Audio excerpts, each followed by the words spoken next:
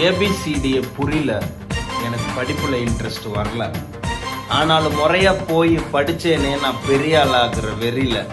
படிக்கிற இடத்துல கேர்ள்கிட்ட பேசி வலிக்கு விழுந்த அவ மடியில இருந்து தெளிவா எழுந்து நடக்கிற என்னால முடியல. சும்மா 4 வருஷமும் காத்தா போச்சு அவ லிப்புக்கும் கிசுக்கும் இடையில. லாஸ்ட்ல அவளும் விட்டுட்டு போனால கவர்மெண்ட் அப்ரூவல் கடையில. ஏகப்பட்ட கனவை அழிச்சிட்டு போனா என் காதலை வச்சு தான் நொடியில. ஆனாலும் பெரிய ஆளாகிற வெறி மட்டும் என் மண்டையில இன்னும் தான் குறையல. அவ விட்டுட்டு போனது ஹேரா போச்சு, காதலி நினைவோட கனவுல பேச்சு. அவளை மறக்கட்டு உயரும் ஆச்சு, எக்ஸோட லவ் இப்போ எக்ஸ்பீரியன்ஸ். பிரேக்கப் ஆனப்போ சாரின்னு கேட்டா, கண்டுக்காம அவ சீனும் தான் போட்டா.